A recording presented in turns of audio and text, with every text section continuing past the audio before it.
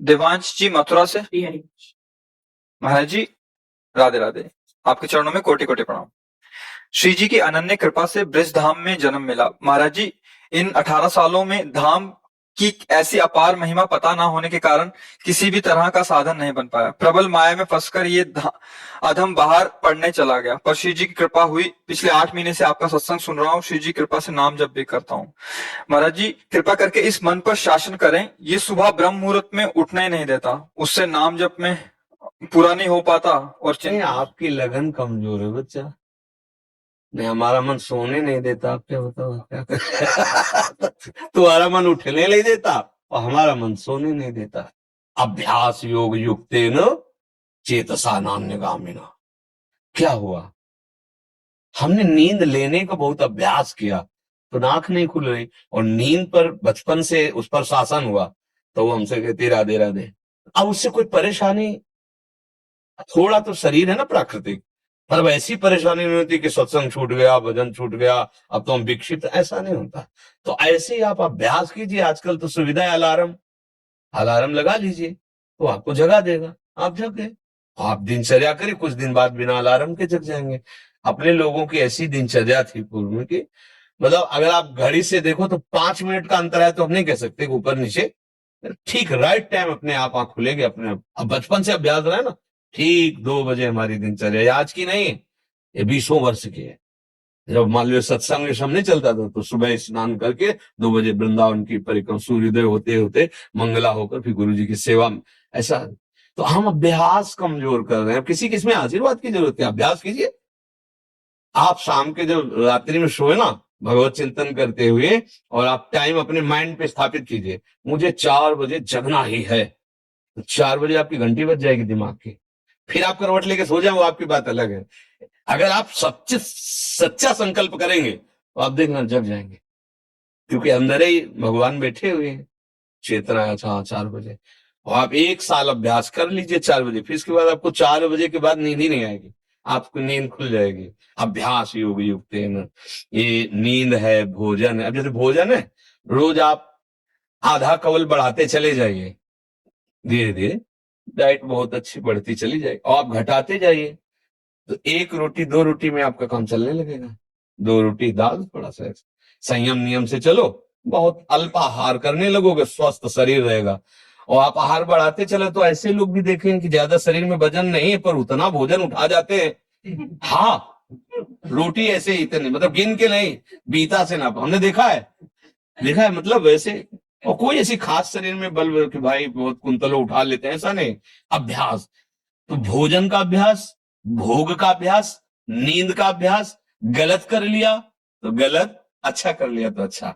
अब जैसे संयम, ब्रह्मचर्य, वर्षों स्वप्न दोष भी नहीं होगा।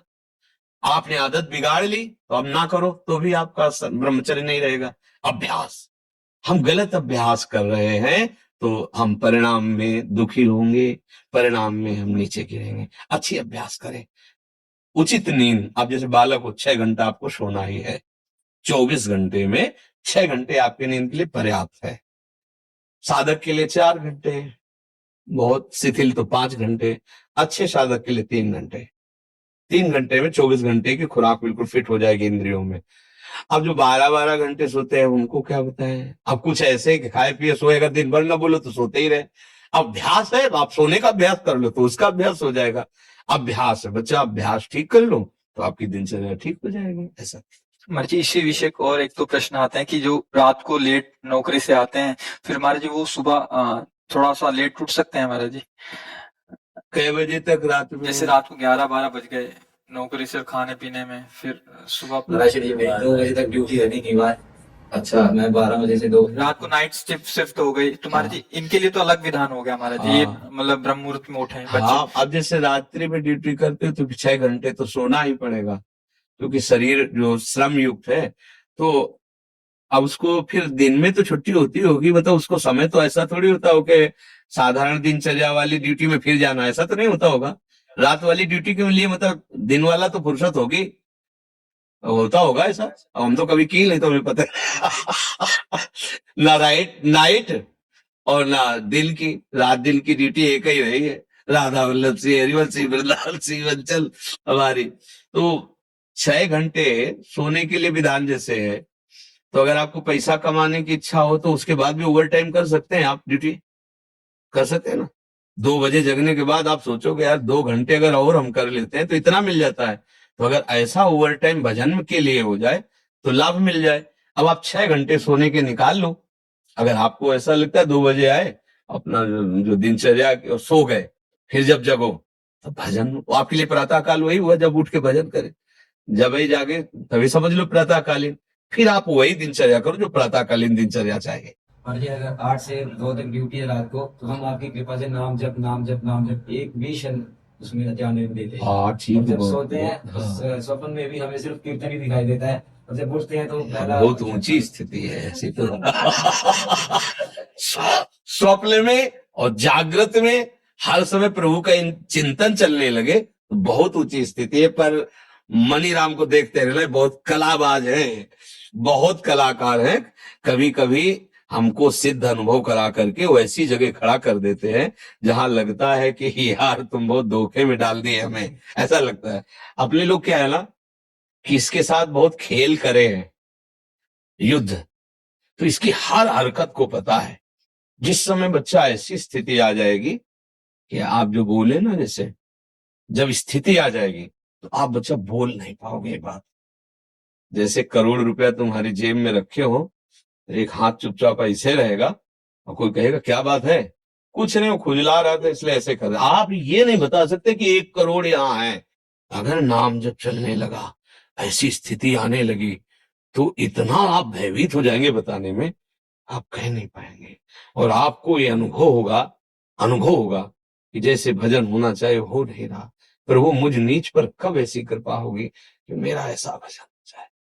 अभी क्या है, कृपा से हो रहा है, वो अहंकार में स्वीकृति हो रही, इसलिए टिकाऊ बात नहीं बच्चा। भजन करने वालों के हृदय में ऐसी भजन की भूख पैदा होती है कि रात दिन करने पर भी उन्हें रोना आता है कि प्रभु कब मुझसे ऐसा भजन होगा जैसा संतों ने किया, और रात दिन भजन कर रहे हैं। समझ रहे हो ना बच्चा, यहाँ आए हो ना, बहुत कृपा पात्र हो। तो अब वास्तविक तुम्हारी स्थिति ऐसी हो जाए कि जागृत स्वप्न सुषुप्ति सूरत में राधा पदाब्ज छटा, चाहे जग रहे हो या सो रहे हो या स्वप्न में हो, लाडली लाल के साथ आपका मन सावई मना कृष्ण पदार। कभी अब कहना नहीं और अभ्यास बढ़ाते चले जाओ। जो हो रहा है नाम जप, वो श्री जी की कृपा से हो रहा है, गुरु जी की कृपा से हो रहा है। कहने से ये बात हट जाती है, अहम पुष्ट होता है, चुपचाप अंदर ही अंदर। अब या तो आप जानते नहीं थे या आप करते नहीं हो, नहीं तो डर लग जाएगा। अपनी कोई चेक किसी को दिखाएगा तो पैसा दिखाएगा, हीरा जवाहरात दिखाएगा क्या? तिजोरी में बंद किया जाता है लॉकर में, एक चाबी वहां और एक चाबी गुरुजी के पास, एक चाबी आपके पास। केवल गुरुजी और आप मिलके बात कर सकते हो उस लॉकर की चाबी को, तो समझ रहे ना। अपने गुरु से केवल पर्सनल, घर गृहस्थी परिवार नहीं, बैंक में एक चाबी आपके पास, लॉकर का होता है ना, दोनों मिला के, मतलब केवल सदगुरु और आप, फिर अपने अनुभव, फिर वो आपको कभी व्यक्त करेंगे तो फिर वो अंतर ध्यान हो जाएंगे, साधन में बाधा पड़ जाएगी। बहुत कृपा पात्रो, चल रहे हो आगे और बढ़ो, और गुप्त रखो अंदर के बाद। और 6 घंटे विश्राम सोने के करके फिर पाठ भजन जो भी जैसी दिनचर्या हो घर गृहस्थी की, वो भी भजन है। जैसे अपने लोग कभी कभी कड़वी बोल देते हैं ना खिलाफत की बात, ये थोड़ा एक आता है सुदर्शन चूर्ण है, बहुत कड़वा होता है पर वो बुखार को जड़ से नष्ट करता है। तो अब सचिव वैद गुरु 3 जो प्री बोले भयास, राज धर्म तन 3 कर होई बेगही नाश। अगर सदगुरु मुझ पर ही बातें करने लगे तो बिगड़ जाएगा मामला। वैद्य अगर मरीज के अधीन हो गया तो कभी नहीं ठीक होगा। राजा को अगर मंत्री मुझ पर मिल गए सलाह देने वाले तो राज्य नष्ट हो जाता है। इसलिए जैसे अपने लोग हैं ना, तो आप हमारे मित्र हैं, आप हमारे बच्चे हैं, आप हमारी आत्मा हैं। जैसे भी भाव से, व्यवहारिक भाव से भी, परमार्थिक भाव से आपको वास्तविक मार्ग मिल जाए, आप वास्तविक सुख में पहुंचे। इसलिए हो सकता है कि कभी आपके प्रतिकूल कठोर वचन, नाटक कर रहे हो, आप सच्चे चल रहे हो, आप सोचोगे मैं तो जप रहा हूं, महाराज जी डांट क्यों रहे, नाटक। जो आपका अहम जाल बिछाना चाहता खत्म कर, है कुछ नहीं, मैं बड़ा भजनानंदी। चुप बैठ। खत्म। अब वो सुरक्षित हो गया, जो था माल वो पूरा सुरक्षित हो गया, कोई नहीं लूट सकता। अब अगर आप प्रतिकूल सोच गए, मतलब यार बाबा से हमने प्रार्थना की, बाबा ने हमें दबका दिया, भजन तो करते ही हो कुछ, दूसरे को तो माला पहना देंगे, जो मैं भजन करता हूं मुझको दबका दिया। ये तभी कहा दुर्गमो, संतों का समागम बड़ा दुर्गम है।